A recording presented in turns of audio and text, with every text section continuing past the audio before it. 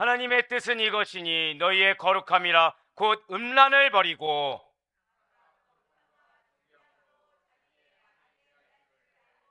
하나님을 모르는 이방인과 같이 세욕을 따르지 말고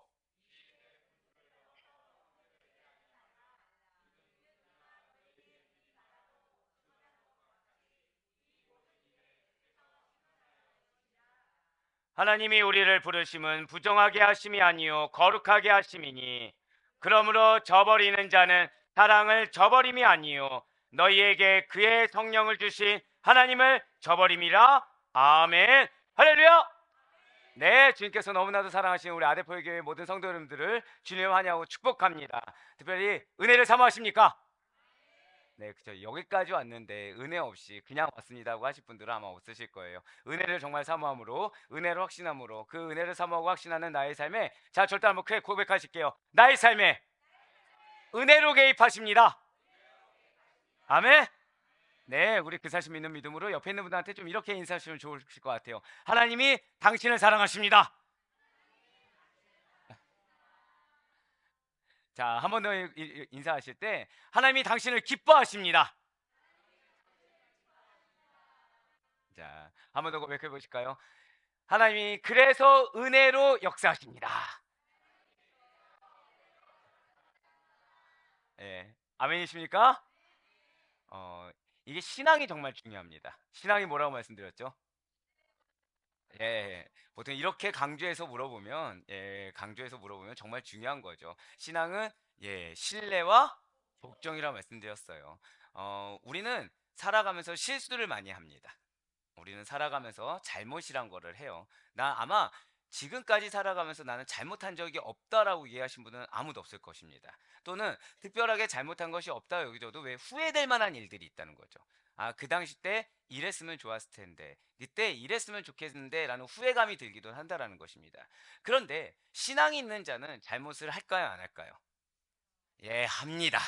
예, 신앙이 있는 자가 잘못을 안 저지른다라고 생각해서는 안 돼요. 방금 전에 뭔가 제가 항상 드린 말씀 있죠. 이게 뭔가 약간 잘못된 뭔가 들릴 때는 아, 이 메시지가 정말 중요하구나.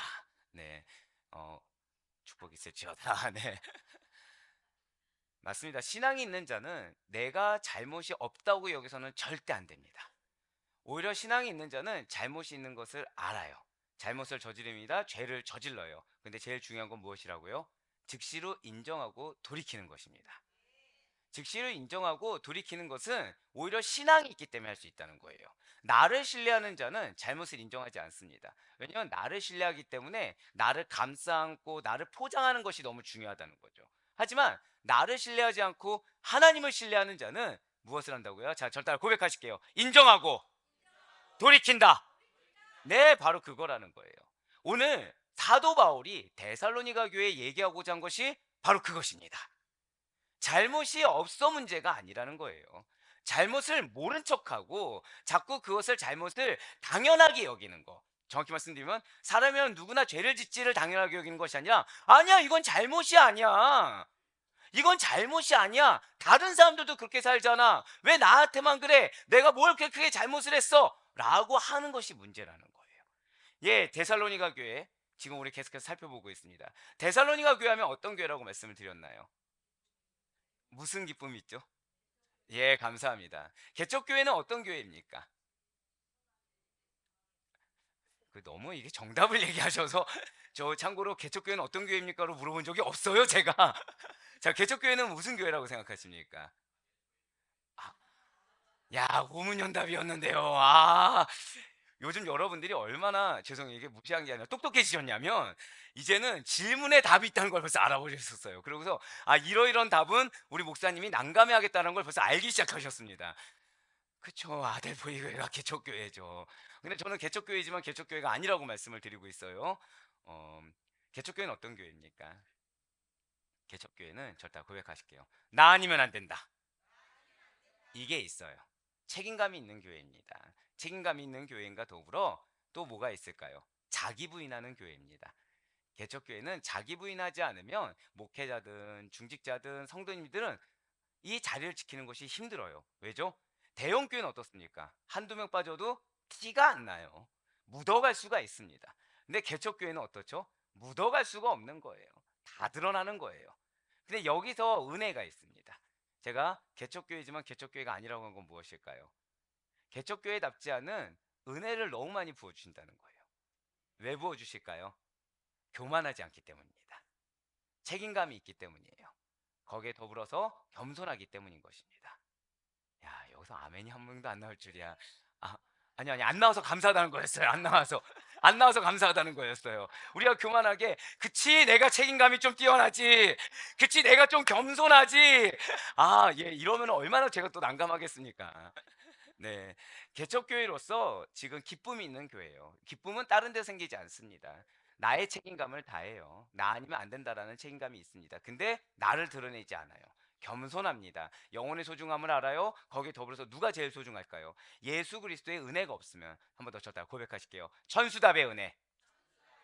네, 천수답의 은혜가 없으면 하루도 살아갈 수 없는 이 개척교회가 나의 삶과 같다, 나의 가정과 같다라는 것을 잘 알기 때문에 오히려 겸손하게 예수 그리스도만이 현현할 수 있도록, 예수 그리스도만이 임재할 수 있도록 그 자리를 내어드리는 기쁨이 있는 교회가 바로 개척교회라는 거죠. 거기에 더해서 재림의 소망이 아니고서는 이 땅 가운데 우리가 어떠한 소망이 없다는 사실을 아는 성도들이 모인 교회가 바로 데살로니가 교회였다는 거예요. 이 데살로니가 교회의 그를 다루고 있는 데살로니가 전서는 크게 두 부분으로 나눠진다고 말씀드렸습니다. 1장부터 3장까지가 전반부에 뭐가 있었다고 기억하시나요? 데살로니가 교회에 대한 칭찬과 감사의 부분이 있다고 말씀을 드렸어요. 지금 전반부에 뭐가 있었다고요? 칭찬과 감사예요. 자, 그리고 지난주부터 시작한 4장부터 5장까지가 후반부로서 데살로니가 교회 문제에 대한 교훈과 권면의 부분이라는 거죠. 자, 사도 바울이 지금 기쁨과 감사도 있지만 또 뭐도 있는 거예요? 걱정도 있는 겁니다. 예, 걱정도 있는 거예요. 염려도 있는 거예요. 사랑하기 때문에 걱정합니다. 자, 사랑하는 여러분들 자녀 사랑하시죠? 생각보다 작은데. 네. 자, 자녀가 사랑하시는데 자녀의 앞길에 대해서 걱정이 되십니까, 안 되십니까? 야, 여기서 또 이렇게 갈리나요? 아마 자녀를 두신 분 중에 걱정을 안 하신 분은 한 분도 없을 거예요.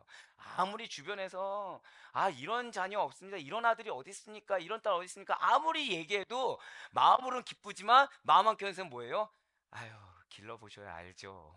또는 알지만 이 세상이 그렇게 호락호락하지 않습니다 라는 걱정들이 된다는 거예요. 자, 그러면 여러분들이 자녀랑 대화할 때 한번 이건 여쭤보고 시작할게요. 여러분들은 자녀랑 대화할 때 나는 일단 칭찬부터 하고 본다, 한번 손 들어보실까요? 난 일단 야, 너가 내 아들이라서 내 딸이라서 고맙다부터 시작하고 본다. 자, 두 번째, 마음은 그게 있지만 그래도 또 대화할 시간이 언제인가 해서 일단 걱정거리, 일단 권면의 말부터 한다. 대화를 안 하시나요 혹시? 보통 부모님들은 뭘 선택하죠? 전자보다 후자를 많이 선택합니다. 그런데 지금 사도 바울은 그렇게 하지 않았어요. 사도 바울은 무엇부터 하죠? 자, 저를 따라 고백하실게요. 신뢰를 보여준다. 신뢰를 보여주고 있다는 거예요. 우리 둘의 관계에 대한 신뢰를 보여주고 있습니다. 칭찬을 해요. 감사함을 표현합니다. 거기에 더해서 그들에 대해서 얼마나 내가 지금 감복하고 있는지 자신을 드러내요. 자신의 다른 의를 드러낸 것이 아닙니다. 사랑의 마음을 드러냅니다. 감사의 마음을 드러냅니다. 그러한 나의 감사 고백, 결국 관계에 있어서 신뢰를 쌓은 다음에 얘기한 것이 무엇입니까? 지금 교훈과 권면이라는 거예요. 그 교훈과 권면 가운데서 이제 오늘은 무엇을 말을 하냐면, 지금 이 교훈과 권면에서는 성결한 삶이 무엇인지, 그리고 그들이 소망을 가지는 재림이 무엇인지에서 이야기를 한다고요. 그 가운데서 오늘 본문이 되는 데살로니가전서 4장 3절부터 8절까지의 말씀은 성결한 삶 중에서도 절대 고백하실게요. 성적 순결. 그렇습니다. 성적 순결이에요. 보통 이런 설교를 하면은 불편해하시는 분들도 있고요. 또는 나랑은 상관없다. 왜? 나는 바람 피지 않으니까, 나는 간음을 저지르지 않으니까라고 생각하면서 이 얘기를 흘려듣는 분들이 있습니다. 하지만 하나님께서 성경 가운데 성적 순결을 넣으신 이유가 있다라는 거예요. 절대 고백하실게요. 나와 하나님과의 관계. 그렇습니다. 거기에 포커스를 맞춰야 됩니다. 나와 하나님과의 관계에서, 또는 내가 지금 내 사랑하는 배우자에 대해서 간음은 아니라고 하더라도 이 남편으로서, 아내로서의 마땅한 마음가짐으로 대하고 있는지, 마땅한 자세로 대하고 있는지, 아니면 나는 어떠한 행위가 없으니까 괜찮다고 여기고 넘어가는 그런 모습은 없는지에 대해서 우린 분별할 수 있어야 된다는 거예요. 네, 그렇습니다. 지금 오늘 본문이 되는 데살로니가전서 4장 3절부터 8절까지의 말씀은 성결한 삶에 관한 내용입니다. 성결한 삶에 관한 내용 중에서 성적 순결에 대한 권면의 내용이라는 거죠. 그 시작이 되는 데살로니가전서 4장 3절 말씀 한번 보도록 하시겠습니다. 하나님의 뜻은 이것이니 너희의 거룩함이라 곧 음란을 버리고. 아멘. 지금 하나님의 뜻은 이것이니 라고 할 때 여러분들이 여기에 대해서 그냥 직접적으로 느끼셔야 되는 말씀이 있어요. 그건 뭐냐면, 지금 사도 바울은 데살로니가 교회 성도들에게 하나님을 기쁘시게 하는 삶을 살아야 된다, 그것이 하나님의 뜻이다, 이렇게 얘기하고 있는 거예요. 하나님의 뜻은 이것이니 여기에 뭐가 있다고요? 하나님을 기쁘시게 하는 삶을 살아야 한다, 그 뜻은 이것이니 라는 거라는 거죠. 자, 그러면서 그렇게 하나님을 기쁘시게 할 수 있는 삶, 그러한 하나님의 뜻을 적용할 수 있는 사항 중에 하나로, 지금 실생활에 적용되는 하나님의 뜻 중에 하나로 무엇을 제시하냐? 성적인 순결을 지금 제시하고 있다는 거죠. 네, 그렇습니다. 여러분들 반드시 잊지 마셔야 돼요. 하나님께서 이루시고자 하는 계획과 목적이, 자, 절대 그게 고백하실게요. 거룩함. 이걸 놓치시면 안 돼요. 하나님께서 당신께서 이루시고자 하는 우리를 향한 계획, 우리를 향한 목적이 무엇이라고요? 거룩함이라는 것입니다. 그러니까 우리가 내 얘기를 하지 말아야 되는 이유가 여기에 있어요. 자, 나는 내 전체를 둘러봐도 온전히 거룩하다, 나는 거룩의 속성에 정말 걸맞게 살고 있다, 나는 그런 마음을 갖고 있다, 난 그런 행실을 갖고 있다, 혹시 있으신가요? 예, 맞아요. 정말 축복합니다. 제가 앞서 말씀드렸죠. 지금 신앙이 있는 자는 무엇을 한다고요? 인정을 한다니까요. 예, 없어요. 없습니다. 자, 그런데 우리가 말씀 앞에 항변을 하거나 말씀 앞에 거북함을 왜 느낄까요? 왜 느낄까요? 인정하지 않기 때문이에요. 정확히 말하면 이 말씀이 주는 그 무게감과 그 찌르는 채찍과 같은 그 말씀에 대해서 내가 이 말씀을 받을 만한 상황이 아니라는 거죠. 그 정도로 잘못을 저지르지 않았다는 것입니다. 또는 나는 이거를, 이 말씀을 받아야 될 이유가 없다라고 나도 모르게 표현을 한다라는 거예요. 어떻게 해요? 거부감이라는 표현. 어떻게 해요? 항변이라는 표현. 어떻게 해요? 모른 척이라는 표현으로, 받아들이지 않는 온갖 표현 방법으로 우리는 그렇게 얘기한다는 거죠. 그런데 하나님이 우리에게 말씀을 왜 주실까요? 하나님이 우리에게 지금 기도의 상황을 왜 주실까요? 모든 것은 한 가지 목적이 있다는 거예요. 그 한 가지 목적이 무엇이라고요? 저를 따라 고백하실게요. 나로 하여금 거룩하도록. 바로 그거예요. 정확히는 내가 인정하고 싶지 않은 영역까지도 거룩해 하길 원하십니다. 더불어서 저를 따라 고백하실게요. 내가 영적 대표입니다. 정말 인정이 되십니까? 이쪽은 아멘 하는데 이쪽은 뭔가. 여러분들 가정 역시도 거룩해져야 합니다. 이것이 뭐 더럽혀졌다가 아니죠. 하나님의 기준, 하나님이 보시기에 거룩한 가정으로 나아가야 된다는 거예요. 그래서 누가 중요하다고요? 여러분들이 중요하다고 말씀드린 거예요. 근데 여러분들의 삶의 영역에 100% 하나님 앞에서 순종하지 않는 것이 있다고 한다면, 100% 하나님 앞에서 그 기준에 맞추지 못한 부분이 있다고 한다면, 가정 가운데서는 그 100% 만족하지 못한 영역인데 인정하지 않는 그 영역에서 문제가 터지게 합니다. 바로 그 영역 가운데서 하나님은 기도하게 하시고, 그 영역이 어떻게 해서 거룩하지 못한지 드러나게 하신다라는 거예요. 근데 이것이 은혜라는 거죠. 왜죠? 유기당하지 않았다는 증거거든요. 지금 하나님이 나에게 무슨 종류의 말씀을 하셨냐, 어떤 상황을 주셨냐는 건 죄송하지만 중요한 것이 아닙니다. 계속 누차 말씀드리는 것이 있죠. 한 번 더 저다 고백하실게요. 나에게 말씀하신다. 아멘. 여기에 정말 감사함이 회복될 수 있길 바래요. 여기에 정말 기쁨이 회복될 수 있길 바랍니다. 예, 맞아요. 지금 하나님께서 여러분과 저에게 원하시는 계획과 목적, 하나님이 아니요, 정확히는 모든 성도에게 바라시는 계획과 목적은 딱 하나로 귀결됩니다. 그것이 무엇이라고요? 거룩함이라는 거예요. 이거는 모른 척 뒤에 숨을 수 있는 것이 아닙니다. 이거는 내가 그럴 수밖에 없었던 이유를 여러 가지 항변해서 될 수 있는 부분도 아니에요. 이것은 나는 그래도 거룩합니다, 이런 걸 해서 거룩합니다라고 하나님 앞에 조건과 핑계를 들이대서 이룰 수 있는 것이 아니라는 것이죠. 하나님께서는 당신이 원하시는 방법대로 당신의 뜻에 걸맞는 거룩함을 우리에게 원하십니다. 그런 하나님께 드려진 봉헌된 것은 세속과는 구별된다는 측면에서 성별된 존재가 바로 누구냐? 그리스도인이라는 거예요. 다시 한번 말씀드릴까요? 바로 그러한 하나님께 드려진, 그러니까 거룩함이라는 계획과 목적에 걸맞게 봉헌된 것이 세속과는 구별된다는 측면에서 성별된 존재, 하나님께 이미 봉헌된 존재가 누구라고요? 그리스도인이라는 것입니다. 그러니까 그리스도인은 나의 삶의 영역이 없어요. 모두 다 하나님의 영역입니다. 나의 세상의 영역이 없어요. 모두 다 하나님의 영역입니다. 오늘 이제 병원을 갔다 왔어요. 도저히 안 되겠어가지고 이게 말을 하는데 마비, 그러니까 이게 부으니까 마비된 것처럼. 근데 제가 감사한 거 두 가지를 들었습니다. 감사한 거 두 가지. 첫 번째는 식중독 증상 같다는 거예요. 자, 이해가 되십니까? 저 지금 무슨 뭐 하고 있죠 지금?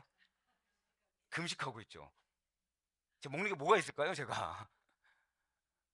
그래서 제가 조심스럽게 물어봤습니다. 혹시 식중독이 에이드로 걸릴 수 있을까요? 그랬더니 그 의사 선생님이 정말 아무렇지 않게 그런 걸로는 안 걸려요. 고기 잘못 드셨죠? 아니요. 생선을 잘못, 아니요. 집 혹시 아니요. 아무것도 안 먹고 있는데요. 갑자기 그분이 되게 당황해 하시는 겁니다.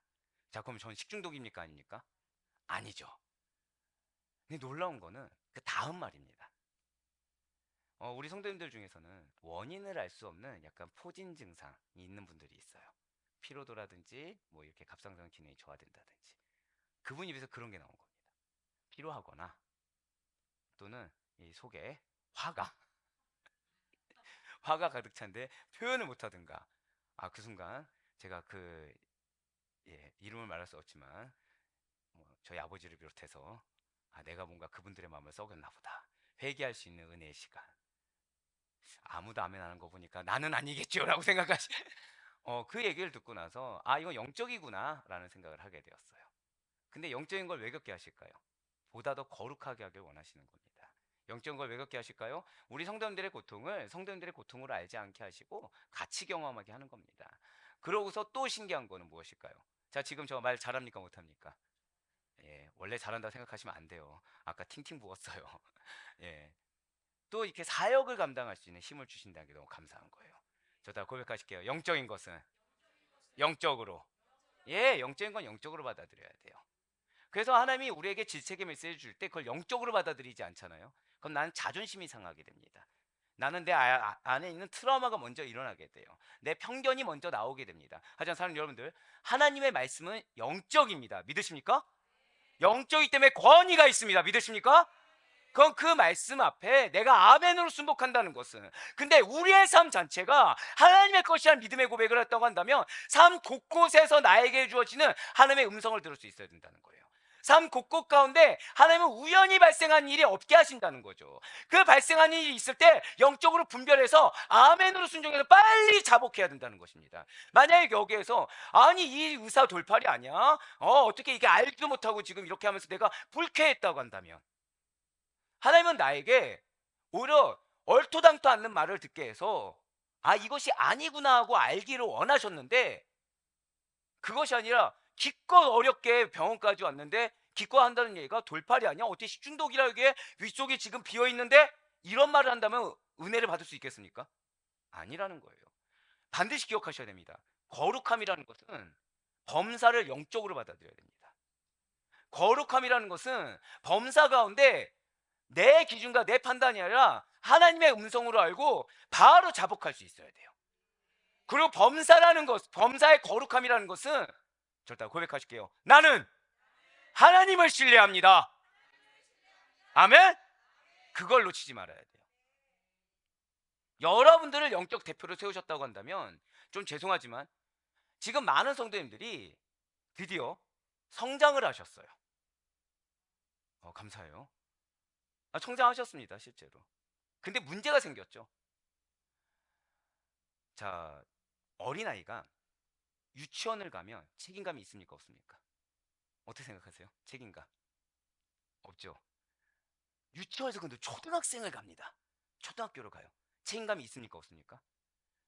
이제 학교를 가야 된다는 생각을 하기 시작해요. 학교를 빠지고 싶지만 빠져서 안 된다는 책임감이라는 게 듭니다. 자, 근데 이 아이가 중학생이 됐어요. 그럼 그 책임감이란 건 어떨까요? 배로 커집니다. 그럼 여기서 이제 중학생인 애들에서부터 이제 차이가 생기기 시작해요. 그 책임감을 감수하고 열심히 자기의 본분을 다하느냐, 아니면 이 책임감이 싫어서 내 길은 다른 길이라고 해서 계속 다른 길로 가느냐, 여기에 차이가 생깁니다. 자, 근데 그 친구들이 고등학생이 됩니다. 뭐가 주어지죠? 고등학생이면 모두 다 수능이라는 시험을 앞두고 있어요. 자, 제가 지금 이 말씀을 왜 드린지 생각을 하셔야 됩니다. 자, 처음에 유치원생까지는 책임감을 안 느껴요.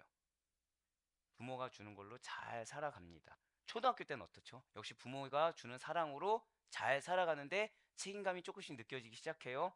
근데 중학교도 역시 변치 않는 건 뭐죠? 부모님의 사랑이라는 변치 않는 것은 있어요. 책임감은 어떻습니까? 더 배가 돼요. 그런데 여기서 더 갈림길이 생긴다는 거예요. 근데 이 갈림길이 결국에는 고등학생이 되면 공통된 시험이 주어집니까, 안 주어집니까? 주어진다라는 거예요. 그럼 이 공통된 시험 앞에, 이 갈림길 앞에서 책임을 온전히 아멘으로 순종하느냐, 아니면 그 책임 앞에서 내가 좋을 대로, 내가 편할 대로, 내가 익숙할 대로 가가지고 이 시험 앞에서 결국 후회를 하느냐. 우리에게는 언제부터 그것이 주어진다고요? 영적 중학교 때부터 주어진다는 거예요. 예, 맞습니다. 우리 사는 성도님들은 성장하셨어요. 근데 문제가 생겼죠. 책임감이 주어지기 시작한 거예요. 사명이 주어집니다. 영원히 주어져요. 그리고 점점 메시지가 이제 여러분들이 양육받으면서도 방대한 양이 주어져요. 삶을 살아가시는데 어떻습니까? 편하십니까? 예, 맞아요. 더 힘들어지는 거예요. 더 힘들어지는 거예요. 근데 우리에게는 시험의 때가 있습니다. 근데 그 시험의 때 이유가 누군가는 큰 상급 가운데 있을 것이고, 누군가는 그 시험 때 앞에서 후회하게 된다는 거예요. 사람 여러분들, 성장한다는 것은 기쁜 일입니다. 하지만 기쁜 만큼 책임감이 있는 자리입니다. 하나님이 여러분들을 사용하시길 원하는 것은 제자와 같은 거예요. 예수님의 제자들 책임감이 있습니까, 없습니까? 책임감이 있는 자리죠. 근데 그들이 예수님께 양육받으면 성장할 때 책임감이 있나요, 없나요? 자신의 소욕만 있었어요. 어디서 드러났습니까? 십자가에서 드러났어요. 전 우리 사랑하는 성도님들이 여러분들 각자의 십자가 앞에서 실족하지 않기를 바랍니다. 여러분들이 각자의 그 십자가 앞에서 지금 이 수많은 연단과 훈련의 시간을 믿음으로, 신앙으로 잘 연단되어져서 그 하나님께서 궁극적으로 통과해야 될 십자가 앞에서 그 누구도 낙오하는 자가 없길 전 간절히 바라고 있어요. 그걸 두고 기도하고 있습니다. 전 그게 감사한 거예요. 지금 현재 기도 제목만 두고 기도한 것이 아니라 여러분들의 장래를 위해서 기도하게 하는 것, 여러분들의 사명의 결과를 위해서 기도하게 하시는 것이 너무 기쁘고 감사한 것입니다. 근데 그러다 보니까 뭐가 올라와요? 화가 올라오는 거죠. 화가. 네, 여러분들 자녀 중에 혹시 그 중학교 때 내 아들은 내 딸은 중학교 때 속 좀 썩였다 혹시 있으십니까? 네, 그때 여러분들 속이 어떠시던가요? 예, 어떻게 말은 함부로 말은 좀 잘 하셨습니까? 말도 못 하겠고. 그렇다고 뒤로 보지 마세요. 예, 예, 오해하시면 안 됩니다. 아, 목사님 자녀들이 그런가 보다 하시면 안 돼요. 예, 저는 그럴 자격이 없다 말씀드렸잖아요. 저는 제 자녀는 누구다? 여러분, 여러분. 자, 말을 못 하는 거죠. 근데 저 역시 그때 회개를 시킨다는 거예요. 왜죠? 여러분들 누가 붙드십니까? 누가 붙드시죠, 여러분들은? 왜 자신감이 없으시죠? 절대 고백하실게요. 나를 하나님이 붙으십니다. 아멘? 여기에 대한 신뢰를 놓치는 거예요, 자꾸. 여기에 대한 신뢰를 놓치는 겁니다. 사랑하는 여러분들, 그러나 여러분들도 확신하시길 바래요. 나를 하나님이 붙드신다. 나는 그 하나님 앞에 살아가야 되지만 이것은 또 다른 말로 나에게 영적 두려움이 된다. 왜요? 지금 순종하지 않으면 어떻게 될까요? 하면 순종할 수밖에 없는 환경을 주신다는 거예요. 괴롭습니다. 너무 괴로워요. 예. 피해 보려고 했던 자로서 말씀드리면 정말 괴롭습니다. 그 즉시 순종하는 것이 그 다음 스텝으로 나아가는 것이고, 쉽게 말씀드릴까요? 중3 동안 계속 놀았어요. 고등학교 때 가서 중3만큼을 극복해 보려는 마음을 딱 가졌습니다. 쉬울까요, 어려울까요? 똑같은 거예요. 지금 주어질 때 책임을 다하는 것이 가장 나에게 쉬운 길입니다. 지금 주어졌을 때 그 사명 앞에 지금 여러분들처럼 아멘으로 고백하고 행하는 것이 가장 쉬운 길입니다. 모른 척 뒤에 숨지 마세요. 몰라봤자 고등학교 올라가게 되고, 거기서도 모른 척 해봤자 수능은 눈앞에 다가오게 돼 있습니다. 또는 아닌 척, 다른 길 척 하지 마세요. 그래봤자 시험대 앞에서는 또 똑같이 되게 됩니다. 그저 아멘으로 순종하는 가운데 여러분들로 말미암아 거룩한 백성이 어떤 백성인지 증거될 수 있는 우리 모두가 될 수 있기를 간절히 소망합니다. 네, 그렇습니다. 바로 진실로 그리스도인들은 그렇게 거룩한 존재예요. 믿지 않는 자들이 보고서 거룩이 무엇인지 보여야 되는 자들입니다. 예수 그리스도의 속죄 사역을 통해서 하나님께 봉헌된 존재이기 때문에 그리스도인들은, 자, 절대 고백하실까요? 거룩한 그리스도인. 그렇습니다. 거룩한 그리스도인이에요. 진실로 그리스도인들은 그래서 본질적으로 세상과는 구별된 성결한 자, 거룩한 자라는 거죠. 또한 삶 속에서 거룩을 드러내기 위해서 말씀을 부단히 이뤄나가야 할 자들이라는 거예요. 이렇게 성별되고 거룩한 그리스도인들은 마땅히 음란을 버려야 된다는 거죠. 자, 음란이 무엇입니까?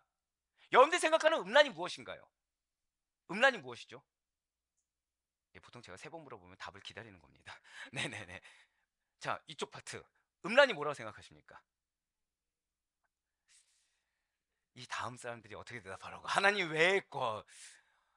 네, 그쵸. 틀리지 않죠. 하나님 외의 것. 자, 이쪽은 뭐라 생각하십니까? 여기서 또 예수님 외의 것은 아니겠죠? 추접스러운 거. 아, 예, 좀 더 본질적인 게 나왔어요. 추접스럽다. 아, 예, 되게 감사해요. 네, 왜냐면 제가 여기다가 여러분들 답을 써놓는다고 했잖아요. 하나님 외의 거는 아예 써놓지도 않았고요, 지금. 추접스러운 거는 여기 비슷한 단어가 있어요. 네. 또 뭐가 있을까요? 여러분들 뭐라 생각하십니까? 음란. 물란한 거! 예, 써놓은 거 드디어 나왔어요. 물란한 거, 그쵸? 물란하다. 또 뭐가 있을까요? 예, 감사해요.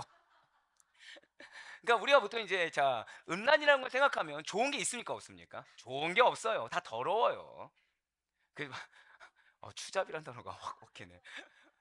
예, 여기다 쓰는 뭐 난자, 뭐, 예, 이런 거는 추잡, 예, 그죠. 추잡스럽죠. 예. 우리가 반드시 기억하셔야 됩니다. 음란은 한 단어로 먼저 표현을 드리면, 절대 고백하실게요. 모든 성적 범죄. 그게 음란입니다. 그러니까 음란이란 음란한 생각, 음란한 마음, 행위, 가능과 같은 모든 성적 범죄로서, 자, 그러니까 음란이 무엇이라고요? 그러니까 일부 세상 사람들이 이런 얘기를 하는 경우가 있어요. 아, 사람의 생각은 누구나 할 수 있잖아. 이런 얘기를 합니다. 가능할까요? 불가능할까요? 그거 자체가 음란이에요.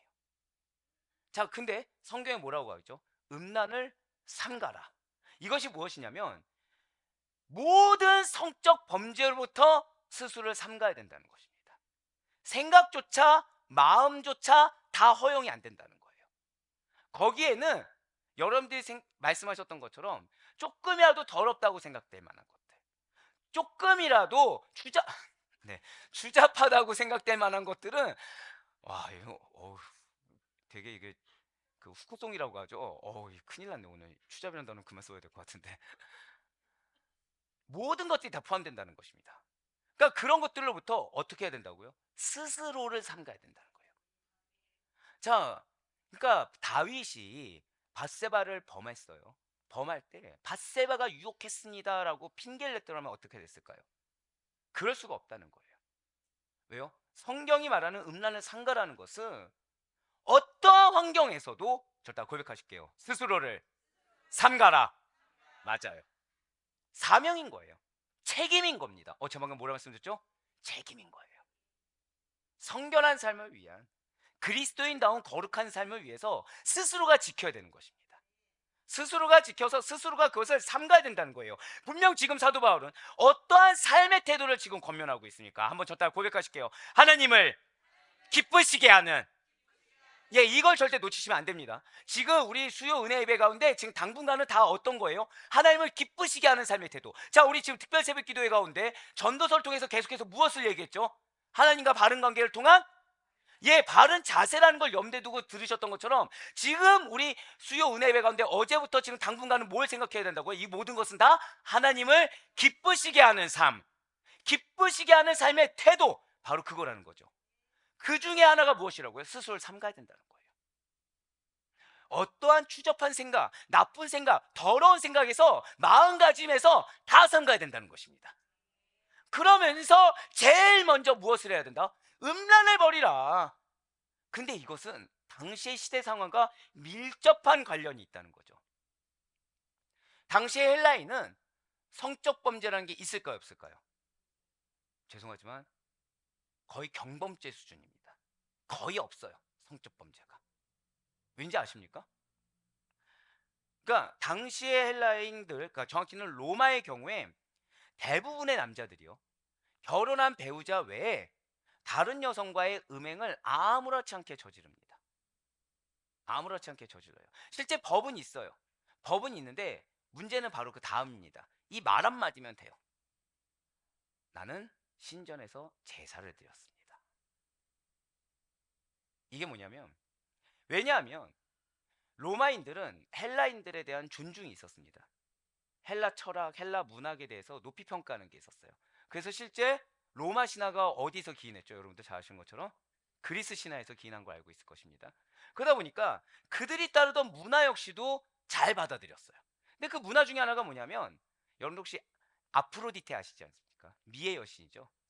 미의 여신 아프로디테에서 수종자들이 있어요. 그 신전에 수종자들을 여기줬던, 한마디로 신전의 창녀들입니다.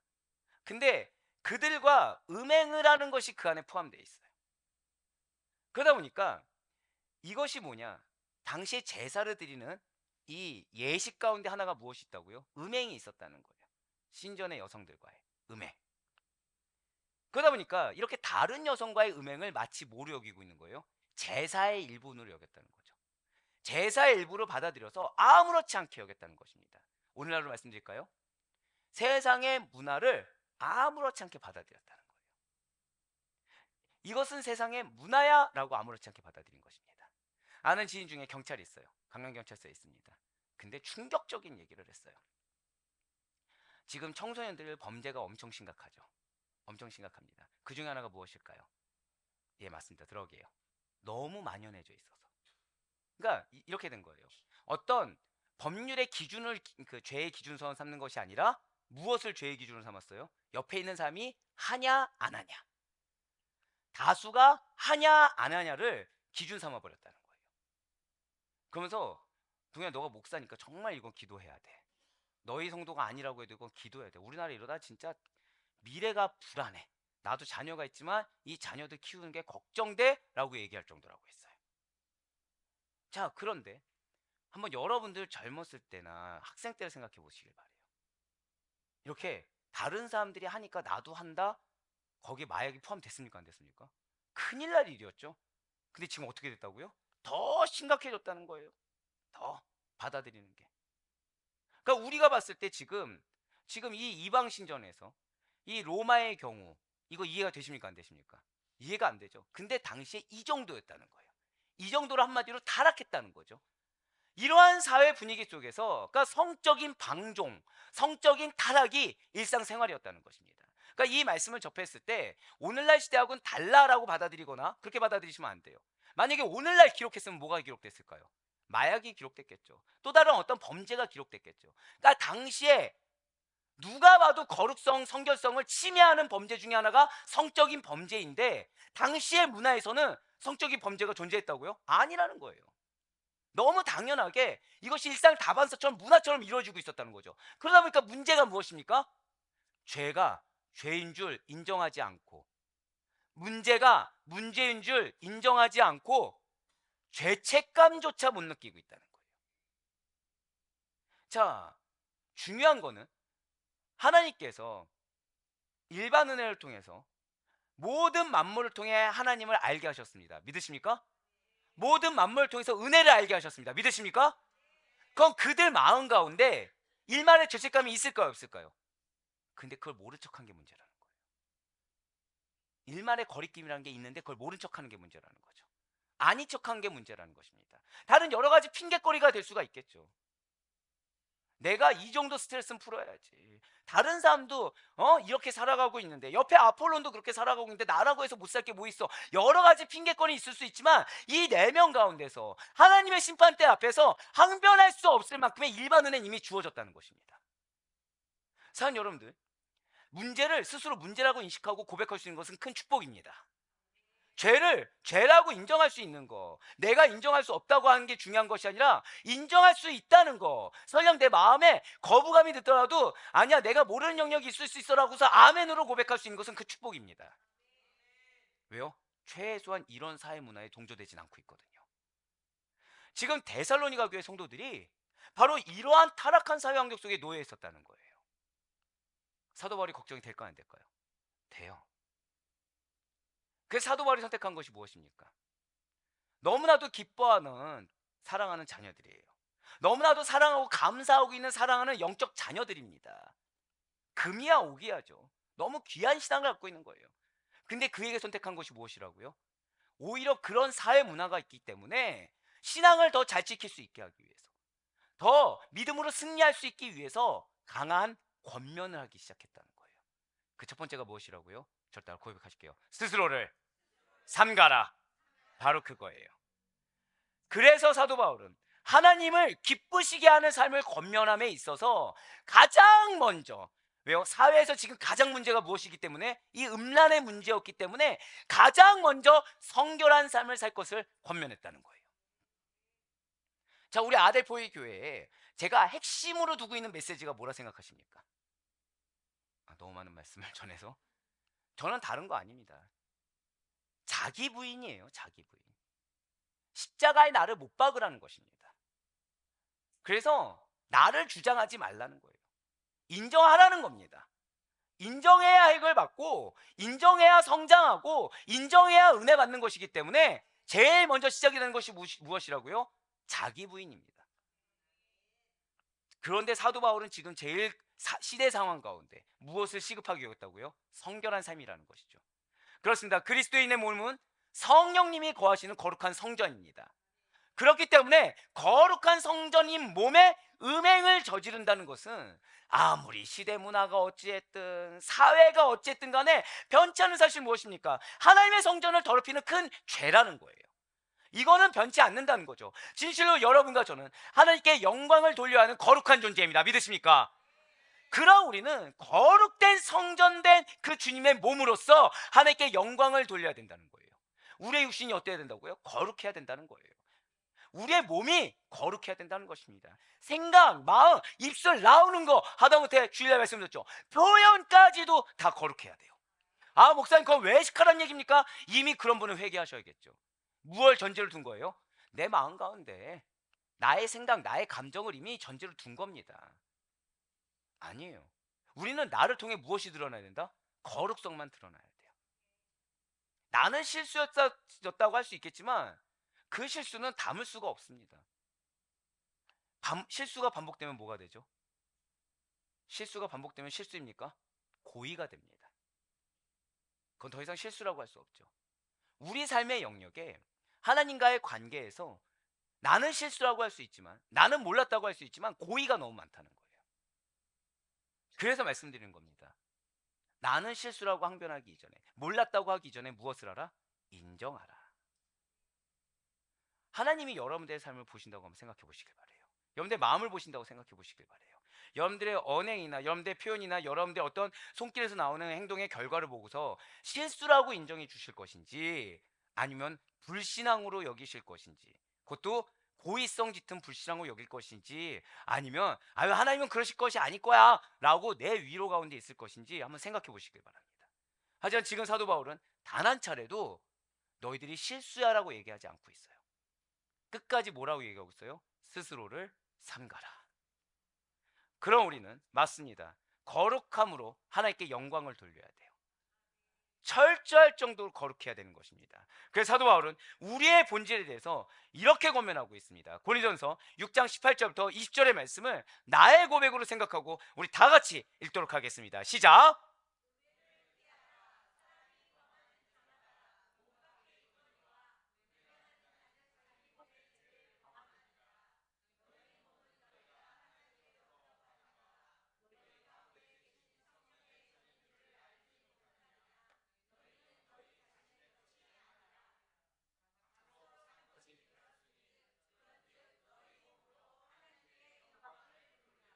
아멘. 바로 이것입니다. 우리의 것이 아니라는 거죠. 진실로 여러분과 저의 몸은 하나님께서 그리스도로 값주고 사신 하나님의 소유인 것입니다. 내 소유가 아니라는 거예요. 그래서 내 말을 할 수가 없어요. 내 생각을 없앨 수 없어요. 내 감정을 드러낼 수 없다는 것이죠. 한번 구원받기 이전을 생각해 보시길 바랍니다. 사단과 죄악의 권세 아래 종살이 하던 자가 바로 여러분과 저였어요. 죄의 노예로 살던 자가 저와 여러분이었습니다. 결국 우리가 갈 곳이 무엇이었습니까? 멸망의 길이었어요. 멸망의 길에 놓여서 헤어나올 수 없던 자가 바로 여러분과 저였다는 거죠. 불쌍했던 과거의 우리의 모습은 죄로 죽을 수밖에 없는 타락하고 무능한 존재, 그 이상도 이하도 아니라는 것입니다. 그런 불쌍한 처지에 놓인 여러분과 저를 하나님의 아들이신 예수 그리스도께서 십자가에 피 흘려 죽으심으로 말미암아 사단과 그 권세에서 구속해 주셨다는 거예요. 그렇기 때문에 우리의 몸은 내 소유가 아닙니다. 우리의 가정도 내 소유가 아니에요. 우리의 놓여진 환경도 내 소유가 아닙니다. 다 누구의 것입니까? 하나님의 것이에요. 아무리 괜찮다고 얘기해보고 싶고 아무리 문제가 없다고 하고 싶어도 거룩하지 않다고 한다면 하나님은 계속 문제가 드러나게 하십니다.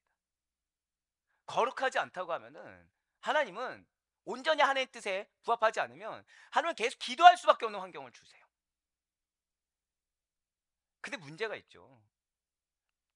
이걸 그대로 받아들이고 아멘으로 해서 같이 극복하려는 의지가 있는 분과 감축이 급급한 분들이 있다는 거예요. 그럼 하나님은 계속해서 문제거리를 제공하시죠. 문제거리를. 나중에 어떻게 되죠? 아까 실수가 계속되면 고의가 된다고 했죠. 이제 고의적으로 외식을 하기 시작하는 것입니다. 고의적으로 다른 길을 선택하기 시작하는 거예요. 몸은 이곳인데 마음과 생각이 다른 곳에 있는 거예요. 우린 이걸 뭐라고 하죠? 음행. 영적 음행. 우리의 존재를 생각하셔야 됩니다. 우리는 내 것이 아니에요. 내가 속한 상황과 공동체 내 것이 아닙니다. 저다 고백하실까요? 하나님의 소유. 그걸 인정하셔야 돼요. 우리 몸은 하나님께서 그리스도의 목숨을 대가로 사실 하나님의 소유예요. 우리의 몸은 하나님의 것이기 때문에 내 마음대로 쓰거나 주장할 수가 없다는 거죠. 내 몸을, 내 상황을 내 뜻에 따라 사용할 수가 없다는 것입니다. 정확히는 내 유익을 위해서나 내 정욕을 따라서 내 감정을 따라 사용할 수가 절대 없다라는 거예요. 우리는 그래서 우리의 전 인격을 오직 하나님의 뜻에 따라 하나님을 위해서 사용하면 된다는 거죠. 하나님 나라와 의를 위해서, 복음 전파와 영혼의 구원을 위해서, 성령의 열매를 맺기 위해서 이러한 하나님의 목적이 맞추어서 나의 몸, 나의 상황, 나의 시간, 나의 범사를 합당하게 사용할 수가 있어야 된다는 것입니다. 그래서 사도 바울이 여러분과 저에게 이렇게 지금 권면하고 있는 거예요. 로마서 12장 1절의 말씀입니다. 그러므로 형제들아, 내가 하나님의 모든 자비하심으로 너희를 권하노니 너희 몸을 하나님이 기뻐하시는 거룩한 산 제물로 드리라. 이는 너희가 드릴 영적 예배니라. 아멘. 여기에서 우리가 쉽게 생각하고 넘어가지 말아야 될 부분이 있습니다. 이렇게 우리의 몸을 하나님께서 기뻐하시는 거룩한 산 제물로 드리는 영적 예배라는 것은 우리의 삶 곳곳마다 살아갈 때 잊지 말고 기억해야 된다는 거예요. 지금 사도 바울은 여기서 내가 하나님의 모든 자비하심으로, 여러분들 내가 드리는 게 아닙니다. 하나님 받아주시는 거예요. 하나님 인내함으로 받아주시는 거예요. 우리를 불쌍히 여겨주셔서 우리에게 기회를 주고 계신 겁니다. 그래서 지금 권면하고 있어요. 여기서의 너의 몸은 육신이 아닙니다. 정확히는 육신만을 뜻하는 것이 아니라 저따 고백하실게요. 전인격적인 삶. 그렇습니다. 여기서의 너의 몸은 전인격적인 삶을 거룩한 산 제물로 드리라는 거죠. 자, 근데 거룩하다가 무엇일까요? 지금 계속해서 거룩성, 거룩하다가 나왔는데 거룩하다가 무엇입니까? 저따 고백하실게요. 흠이 없이 순전하다. 결국 우리의 전인격적인 삶을 하나님께 제물로, 그것도 거룩한 제물로 드리는데 흠이 없이 순전한 삶과 생활 그 자체, 그러니까 어떠한 죄성이나 하나님 앞에 불신앙적인 요소가 다 나나나도 어떤 핑계도 소용없고 그냥 결과론적으로 하나님 앞에 나아갔을 때 결과론적으로 모두 다 흠이 없고 순전한 삶과 생활 자체를, 그것도 전인격적인 삶과 생활 자체를 모두 다 순결한 상태로 하나님께 드리라는 거예요. 이러한 삶이 드려지는 예배라는 것입니다. 이러한 삶이 아니고서는 내가 좀 인내했다고 예배가 된다? 아닙니다. 내가 말씀을 많이 받다고 예배된다? 아닙니다. 제가 왜 여러분들한테 회개에 대해서 강조할까요? 사는 여러분들 많은 시간 동안 성경 보고 기도해도 소용이 없을 수도 있습니다. 왜죠? 앞에 뭐가 있어야 될까요? 회개가 있어야 돼요. 죄송하지만 내 의로 성경을 본다 생각해 보시길 바래요.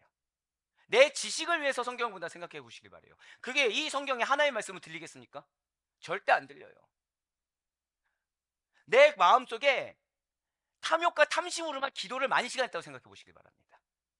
하나님 그걸 기도로 여기시겠습니까? 아니라는 거죠.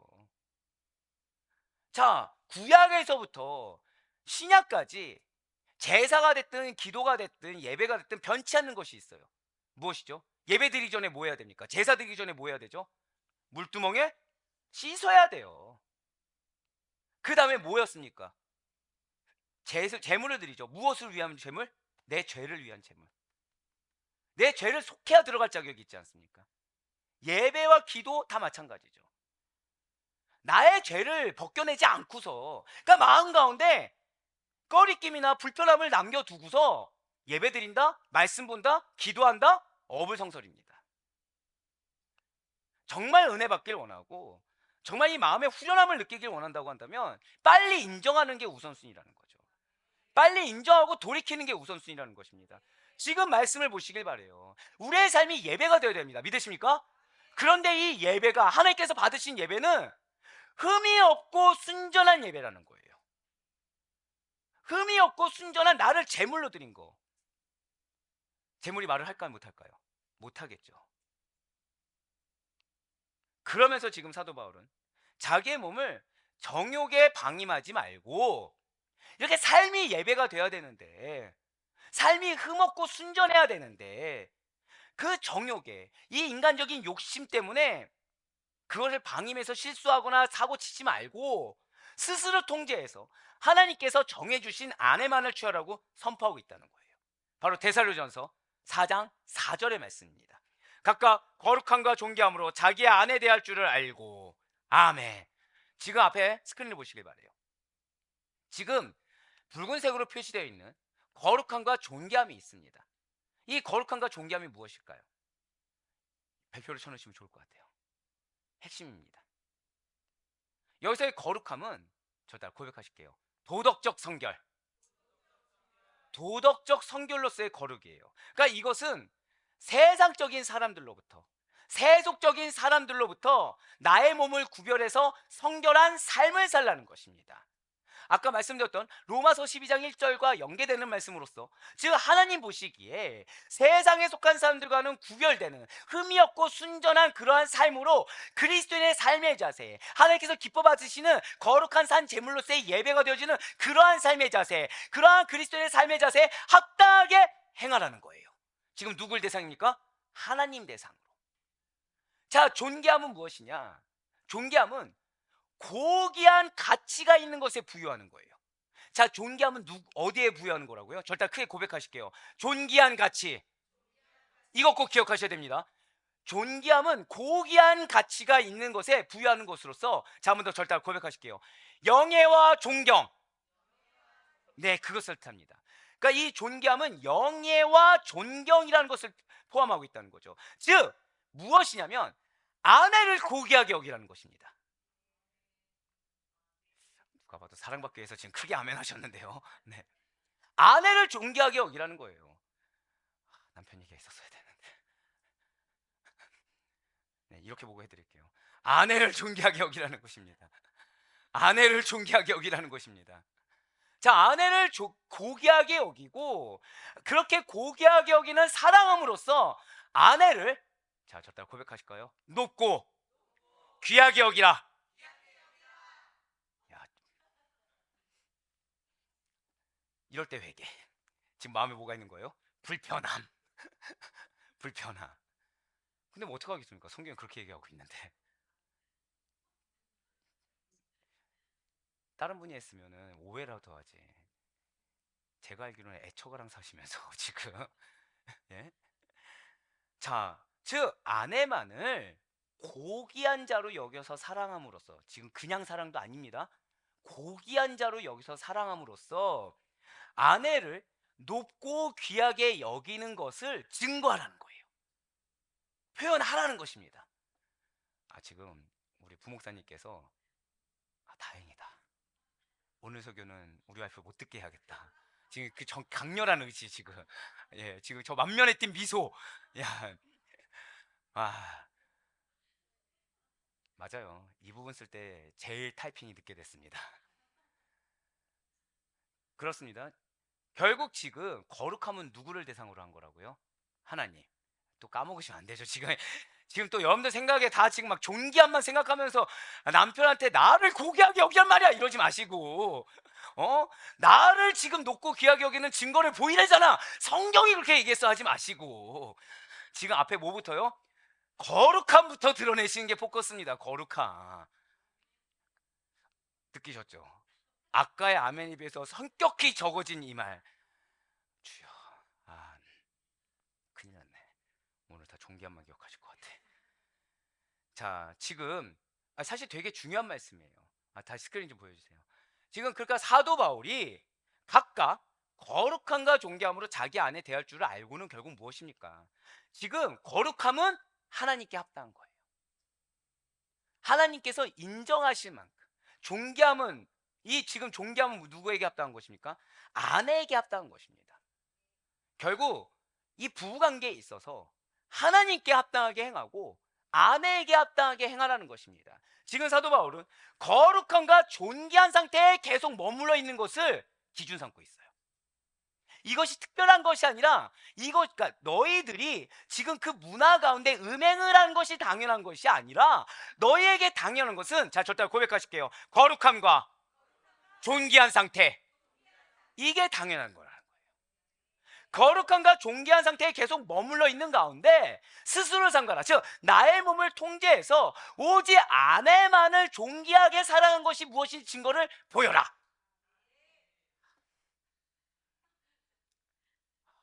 힘이 쩍 빠지네. 사도 바울은 맞습니다. 지금 여러분들 거기서 이제 매여 있지 마시고, 지금 사회상이 무엇이라고요? 예, 추잡하다고요. 사회상이. 예, 이것만큼 여러분들 존귀함을 지울 단어가 없네요. 예, 추잡한 상태입니다. 지금 사회상이. 그러니까 이런 음란하고 추잡하고 타락한 사회 가운데 여기에 대한 해결책이 있다는 것입니다. 여기에 대한 해결책이 뭐라는 거예요? 건전한 결혼 생활. 자, 거룩함과 존귀한 상태가 무엇이라고요? 거룩한 결혼 생활. 건전한 결혼 생활. 그것을 지금 음란에 대한 해결책이요, 교정수단으로 지금 제시하고 있다는 거예요. 결국 내가 지금 알게 모르게 하나님께서 멀어져 있다, 내가 알게 모르게 그리스도의 신부로서 합당하지 않다라고 하면은 지금 빨리 뭘 해야 되는 거예요? 하나님 앞에 먼저 거룩함이 회복돼야 되는 것입니다. 하나님을 존귀하게 여겨야 돼요. 그리고 그 증거를 보일 수가 있어야 된다는 것이죠. 그래서 이어서 데려전서 4장 5절 말씀을 통해서 이렇게 거룩한 결혼, 건전한 결혼을 염두에 두고서 이렇게 말을 하는 것입니다. 4장 5절의 말씀입니다. 하나님을 모르는 이방인과 같이 세욕을 따르지 말고. 아멘. 하나님을 모르는 이방인이 갖는 세욕이 무엇이겠습니까?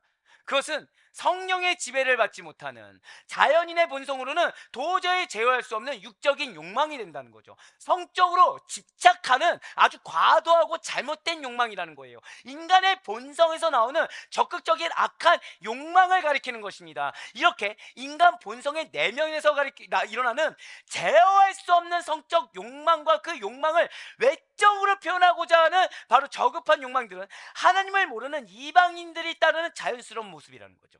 왜요? 이방인은 성령님이 주장하지 않기 때문이라는 거예요.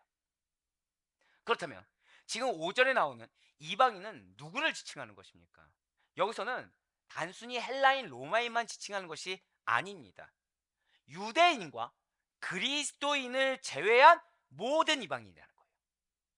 단순히 로마인과 헬라인뿐만 아니라 결국 모든 이방인들이 다 어디에 지금 포함될 수 있다는 거예요? 이 세욕을 따를 수가 있다는 것입니다. 정확히 말하면 이거는 집착하는 욕구예요. 자, 제가 뭐라 말씀드렸어요? 집착하는 욕구라는 거죠. 결국 성령님을 따르지 않으면 우리에게 뭐가 있을 수 있다는 거예요? 집착이 있을 수 있다는 겁니다. 성령님을 따르지 않으면 우리가 어떤 모양으로든지 간에 내가 집착하는 것들이 생길 수가 있다는 거예요.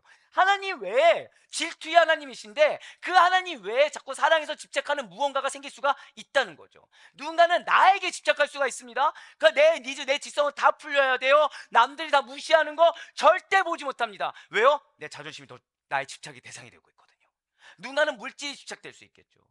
누군가는 사람의 인정이 집착이 될 수도 있겠죠. 누군가는 명예, 누군가는 건강이 집착이 될 수도 있을 것입니다. 누군가는 사람과의 관계가 집착이 될 수도 있을 거예요. 근데 그런 모습들이 알고 봤더니 다 뭐라고요? 성령을 따르지 않는 이방인과 동일한 모습이라는 거예요. 결국 우리 가운데 하나님 말씀 주셨습니다. 너 이거 너의 집착의 영역이야. 너 이거에서 이 영역에서 자유롭지 못해 라고 얘기했을 때 아닌데요? 하는 건 이미 난 뭘 증거하고 있는 거예요? 난 지금 이방인과 똑같습니다. 난 지금 내 안에 있는 성령님을 무시하고 있습니다. 난 지금 내가 뭐 집착하는지도 분별 못하고 인정하지 않고 있습니다랑 똑같다는 거죠. 예, 맞습니다. 지금 유대인들 그리고 그리스도인들을 제외한 모든 이방인들을 가리키는 것이 저 앞에 나오는 이방인이라고 말씀드렸어요. 분명 유대인들은 하나님을 모르는 자들이 아니에요. 그들에게 무엇이 있습니까? 율법이 있었기 때문에 하나님을 모르는 이방인들처럼 세욕을 따르는 삶을 살지는 않았다라는 거예요. 하지만 이방인들은 다르다는 거죠. 하나님을 몰랐습니다. 이방인들이 이처럼 하나님을 알지 못하는 것은 하나님께서 이방인들에게 자기 자신을 나타내지 않으셨기 때문이 아니에요. 진실로 하나님께서는 이미 앞서 말씀드린 대로 자기를 알만한 것을 그들에게 이미 보이셨다는 것입니다. 사도 바울은 이에 대해서 이렇게 선포하고 있어요. 로마서 1장 19절과 20절의 말씀입니다. 이는 하나님을 알만한 것이 그들 속에 보임이라 하나님께서 이를 그들에게 보이셨느니라. 창세로부터 그의 보이지 아니하는 것들 곧 그의 영원하신 능력과 신성이 그가 만드신 만물에 분명히 보여 알려졌나니 그러므로 그들이 핑계하지 못할지니라. 아멘. 그렇습니다. 하나님을 보여주셨어요. 하나님의 영원하신 능력과 신성이 만물에 보여지도록 알리셨습니다. 그럼에도 불구하고 이방인들은 그들 스스로 싫어했다는 거예요. 그들 스스로 자기들의 정욕에 따라 하나님을 마음에 두기를 싫어했다는 거죠. 진실로 그들은 하나님을 알지 못했습니다.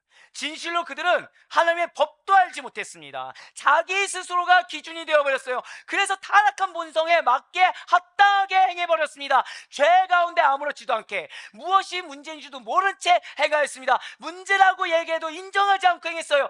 그것을 죄라고 여기지 않았다는 거죠. 특히나 본문 5절의 성적 욕망 같은 거, 세욕이라는 것은 이방 사회에서는 금지되긴커녕 용인되어 버렸습니다. 어떤 문화에서는 심지어 조장됐다는 거예요. 그래서 사도 바울은 그런 자들 틈바구니에서 살아가는 데살로니가 교회 성도들에게 이방인처럼 살지 말 것을 강하게 명령했다는 거예요. 그러면서 이제 사도 바울은 명확하게 지적하여 이렇게 선포합니다. 데살로니가전서 4장 6절의 말씀입니다.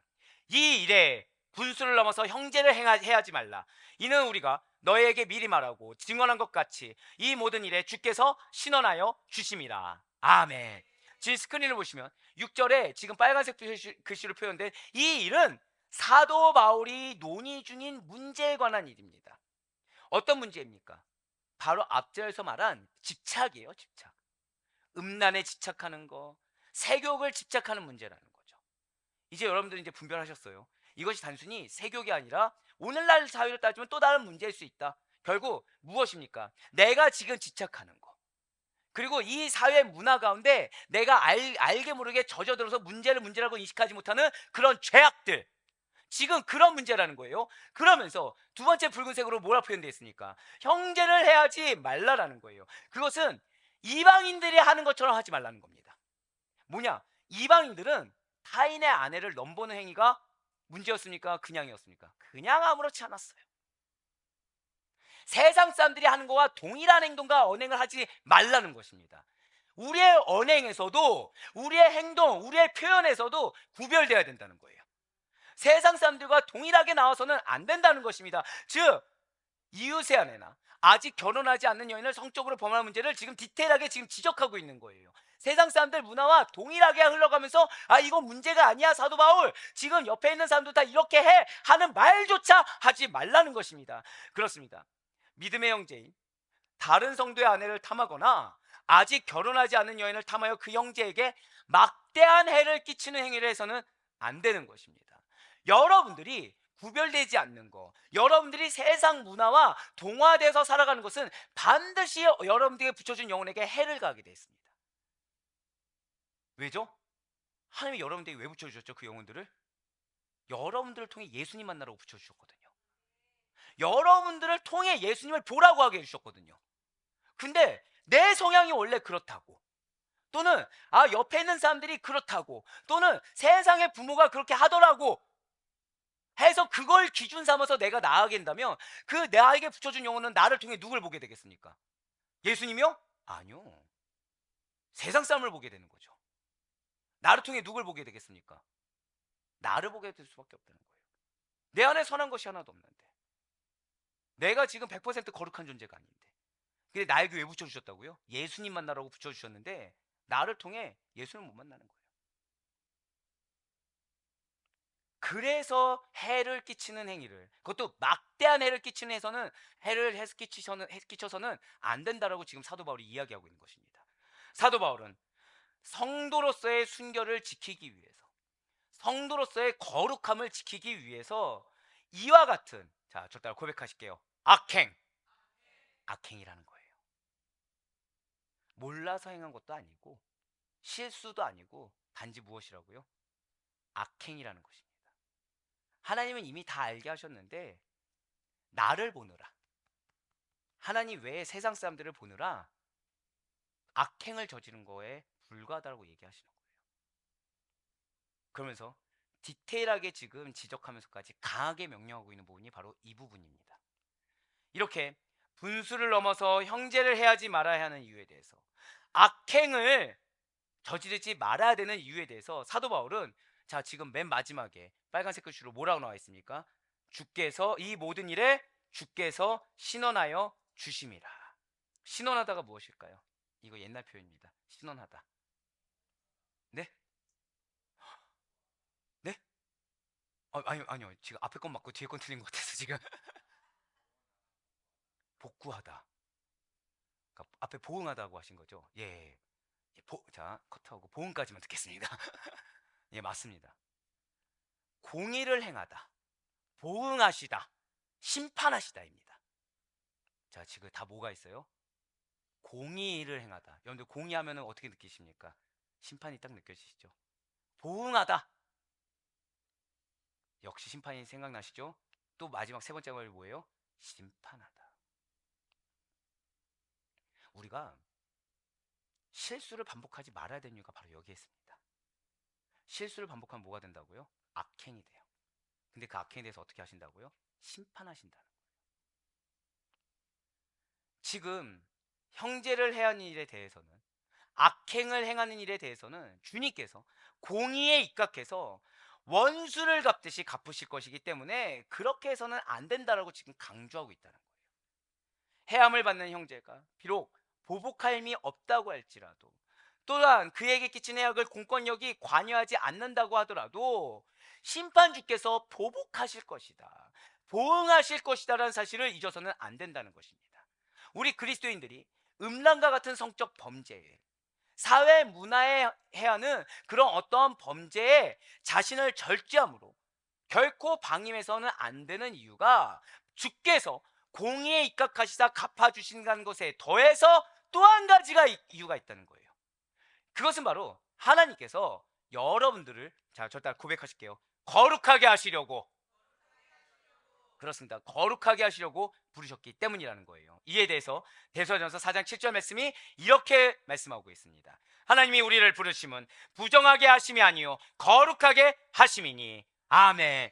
그래서 진실로 하나님께서는 성적 방종과 각종 죄악으로 가득 찬 세상으로부터 특별히 몇몇을 구별하여 불러내셨습니다. 이러한 불러내심은 죄와 사망에서 의와 생명으로의 부르심이에요. 소망 없는 삶에서 영원한 소망의 삶으로의 불러내심인 것입니다. 이렇게 하나님께서 당신의 기쁘신 뜻대로 세상에서 불러낸 자들의 모임이 바로 에클레시아예요. 에클레시아는 여러분들 잘 아시는 것처럼 교회로 번역되는 단어입니다. 원어적으로는 밖으로 부르다, 호출하다 라는 뜻의 밖으로 불러낸 자들의 모임이라는 의미를 갖고 있어요. 진실로 하나님께서는 지금 안으로 감추었다가 아니죠. 뜻이 무엇이라고요? 밖으로 불러낸 자들의 모임인 교회가 거룩하기를 원하신다는 거예요.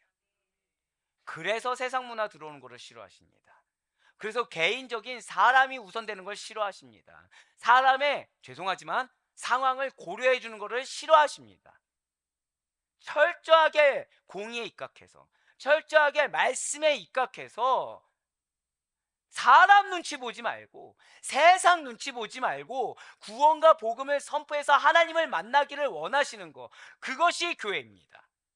지금 7절 말씀에서의 거룩은 성적인 성결만 의미하는 것이 아니라는 걸 우리는 이제 알고 있어요. 하나님께서 기뻐하시는, 절대 고백하실 거예요, 모든 종류의 도덕적 성결로서의 거룩. 그렇습니다. 모든 종류의 도덕적 성결로서의 거룩을 가리켜요. 하나님께서는 당신께서 택하신 자들을 불러내시사 그들을 세상으로부터 구별시킴으로써 모든 악에서 떠나가게 하세요. 모든 면에서 여러분들을 거룩하게 하시고 나아가 그러한 거룩의 상태 안에 항상 머물러 있게 하신다는 거죠. 하나님 여러분들 어떻게 하기를 원하신다고요? 모든 면에서 여러분들을 거룩하게 하시고 항상 거룩의 상태에 머물게 하시기 원하신다는 거예요. 그래서 실수란 게 용납이 안 되는 겁니다. 죄송하지만. 그래서 몰랐다가 허용되지 않는 거예요. 왜요? 이미 여러분들을 거룩하게 하기 위해서 말씀을 주셨거든요. 이미 여러분들이 전적으로 무능하다는 걸 경험하게 하기 위해서 기도하게 하시고 하나님 앞에서 자복하게 하시거든요. 그래서 그 거룩한 상태 안에서 항상 머물러 있는 자만이 드릴 수 있는 존귀와 영광을 올려드리길 원하신다는 거예요. 존귀와 영광은 어떤 상태에서 올린다고요? 거룩한 상태. 굉장히 무섭죠. 우리를 돌아보면 지금 여러분들에게 하나님이 흔한 말로 사명을 주시고 기회를 주시고 말씀을 주신 게 큰 은혜인 게, 왜냐하면 지금 존귀와 영광을 어떤 상태에서 받으신다고요? 거룩한 상태에서 받는다고 말씀드렸어요. 어떻게 여러분들 거룩하십니까? 우리 거룩한가요? 그래서 은혜라는 거예요. 그래서 감사한 겁니다. 나는 거룩하지 않는데, 나는 말씀 앞에서도 회피하기 바빴는데, 인정하지 않고 도망가기 바빴는데, 하나님은 그럼에도 불구하고 계속 우리를 버리지 아니하시고 붙잡아 주시고 말씀 주시고 유기하지 아니하시고 사명을 거둬가 주지 아니하시고 촛대로 옮기지 아니하시고 예배하시는 애도 내버려 두시며 연대할 기억까지도 두시는 거, 정말 은혜인 줄 믿으시기 바랍니다. 정말 감사하시길 바라요. 오늘 한 교육자가 전화가 왔어요. 오늘 설교에 큰 은혜를 받으셨더라고요. 얼굴이 삐쩍 꼴았다고 표현을 했어요. 근데 힘이 넘쳐가지고 하나님이 기름 부으신 게 느껴졌다고 했습니다. 그러면서 이 친구가 고맙다고 얘기를 했어요. 왜 고마운지 아십니까? 자기 이제 살이 붙은 거예요.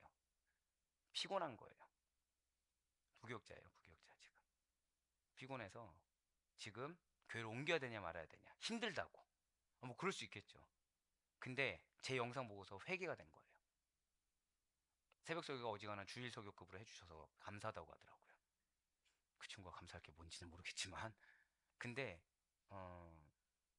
이게 사역자의 자세구나라고 생각이 드니까 갑자기 회개가 들었다는 것입니다. 여러분들 힘든 상황이 있으실 거예요. 힘든 상황이라서 힘들어도 되는 게 아닙니다.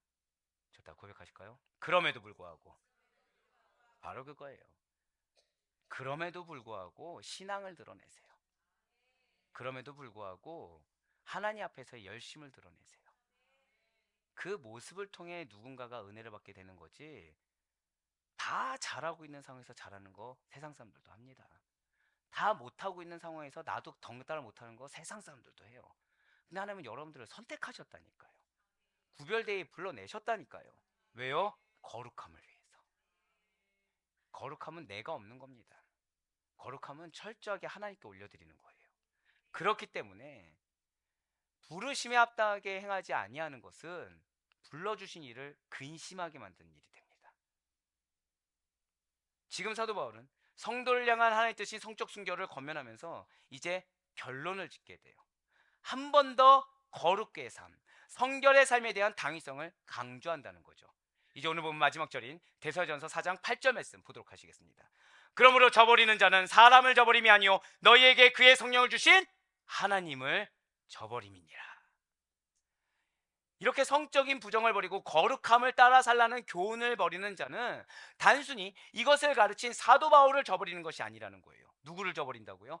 하나님을 저버리는 자, 하나님 앞에 항변하는 자, 하나님 앞에서 모른 척하는 자가 되어버린다는 거죠. 왜냐하면 지금 사도 바울은 이 교훈을 자신의 개인적인 소견이나 자신의 개인적인 세상적인 권위에 따라 말하는 것이 아니라 하나님으로부터 받은 것을 하나님의 권위에 힘입어 말하는 것이기 때문이라는 거예요. 놀랍게도 오늘 새벽 기도회 때 우리는 교훈의 권위에 대해서, 말씀의 권위에 대해서 전도를 통해서 은혜 받는 시간을 가질 수가 있었습니다. 저는 항상 놀래요. 아시다시피 미리 준비를 합니다. 그러면은 전체 맥은 갖고 있어도 오늘 새벽 설교 초안은 이렇게 될 거니까 오후엔 이렇게 해야겠다, 이 정도까지는 하지 않아요. 근데 단 한 번도 하나님이 이 맥에서 흐트러지신 적이 없어요. 예, 진실로 우리가 믿는 성경이 어떤 성경입니까? 여러분들 말씀 믿으시죠? 말씀이 무엇입니까? 우리를 구원으로 인도하는 책이에요. 우리를 축복으로 인도하는 하나님의 말씀입니다. 그 모든 성경은 하나님의 감동으로 된 것으로서 뭐에 유익하죠? 할렐루야, 축복이 있을지어다. 성경의 목적이 뭐라고요? 하나님의 말씀의 목적이 뭐라고요? 나를 교훈하기 위함입니다. 교훈이 뭐죠? 깨닫게 하는 거예요. 자, 학생들이 선생님부터 교훈을 배웁니다. 배웠는데 그거를 모른 척 넘겨버린다고 한다면, 담아두지 않는다고 한다면 그 친구가 시험에서 합격할 확률이 얼마나 되겠습니까? 교훈은 뭐죠? 받아들이라고 있는 책일 거예요. 유익하기 때문에 주는 게 교훈입니다. 근데 내가 이 말씀을 임의로 재단하거나 내가 이 말씀 앞에 모른 척하거나 어떻게 그럴 수가 있겠습니까? 제가 예전 교회에서 한번 설명드린 적이 있었어요. 이 성경 안에 로또 번호 12개가 들어있고 그 12개가 2주치 당첨금 1등 당첨금의 번호라고 한다면, 자, 이 성경 독파할 사람이 없을까요? 100%다 독파합니다. 100%다 독파예요. 왜죠? 확실한 보상이 보였거든요. 보상이 뭐예요? 로또 당첨금이거든요. 그런데 성경이 고작 10억짜리입니까? 성경이 고작 20억짜리입니까? 제일 높은 가치예요. 가치라고 말하는 것도 불경스러울 정도입니다. 하나님의 말씀입니다. 여러분들을 구원으로 인도할 유일한 도구가 되는 것이고, 여러분들을 참된 축복과 은혜의 길로 인도할 유일한 하나님의 말씀인 것입니다. 다 받아들여야 되는 거예요. 다 먹어야 되는 것입니다. 다 내 걸로 채워야 되는 것입니다. 그래서 이 말씀을 먹은 자에 합당한 거룩함의 증거가 무엇인지 나와야 되는 것입니다. 여러분 아까 존귀함에 대해서 아멘 나왔죠. 아내를 그렇게 존귀하게 여기기 위해서는 말씀을 실천하지 않고선 불가능합니다. 이제 남편에 대한 얘기도 하실 텐데, 남편에 대해서 순복하는 거요, 말씀을 먹지 않고선 불가능합니다. 내 사랑하는 자녀에 대해서 하나님의 비전을 발견하고 그 비전에 확고히 붙잡는 거요, 말씀에 대한 신뢰 없이는 절대 불가능합니다. 말씀을 신뢰한다고 하면서 여전히 자녀에 대한 대하는 태도가 다르고 배우자에 대한 태도가 여전히 하나님 바뀌길 원하는 태도 이전에 그 똑같은 모습을 반복하고 있다고 한다면 나는 이미 말씀을 먹고 있는 것이 아니에요. 말씀을 하나님의 말씀으로 신앙으로 반응하는 것이 아니라는 것이죠. 이에 대해 사도 바울은 분명히 우리에게 이렇게 고백하고 있어요. 디모데후서 3장 16절의 말씀입니다. 모든 성경은 하나님의 감동으로 된 것으로 교훈과 책망과 바르게 함과 의로 교육하기에 유익하니. 아멘. 성경의 바른 교훈이 아니라요, 우리의 마음과 삶에 다른 이단의 말이나 영지주의가 틈타면, 세상의 것이 틈타면 성도들은 미혹되며 구원의 길에서 이탈하게 됩니다. 사도 바울은 자신이 데살로니가 교회를 떠난 후에 교회 안에 영지주의자들이 침투해 들어와서 바울이 전한 성결의 교훈과 하나님의 법을 저버리도록 유혹한 사실에 대해서 경각심을 갖고 있었어요. 왜냐하면 영지주의자들은 사람의 눈치를 봤습니다. 사람을 신경 썼어요. 그래서 성윤리, 어떤 그 음란과 관련된 성윤리에 대해서 너그러운 태도를 보였다는 거죠. 그러면서 이것은 하나님의 법을 어기는 것이 아니야. 그러면 다 하나님 법 어기게, 다 지옥 가게 하나님 그런 분이야? 아니야. 이건 문화야. 문화까지 누가 그렇게 살 수 있어라면서 유혹했다는 거예요. 언제랑 똑같습니까? 지금하고 똑같죠. 지금하고 똑같죠. 하나님은 공의 하나님이십니다. 철저하신 하나님이세요. 인간의 편 아니에요. 그건 인본주의죠.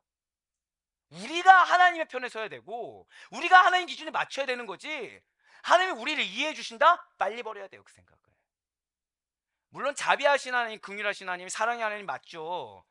그거는 당신의 자녀라는 자격이 있을 때, 구원받았으면 구원받은 자에 합당하게 살아가는 아둥바둥 하둠이라도 있을 때, 자녀가 성적이 안 나와요. 근데 그 자녀가 공부를 미친 듯이 하는데 성적이 안 나오는 거예요. 여러분들 뭐라 하시겠습니까? 뭐라고 말 못합니다. 근데 자녀가 공부를 못할 이유만 누구장창 되면서 맨날 핸드폰만 보고 놀기만 한다 생각해 보세요.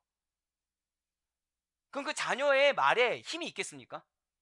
그럼 그 자녀를 긍휼히 여겨줄 이유가 있나요? 없다는 거죠. 언제 어디서나 반드시 경각심을 가지시기 바랍니다. 성경을 듣고 그 말씀을 따라 행하려고 할 때 세상에 많은 유혹과 시험이 닥치게 돼요. 그럴 때 엄격한 말씀을 따르기보다는 세상과 적당히 타협하면서 평탄하게 안주하며 살고자 하는 마음이 들 수도 있습니다.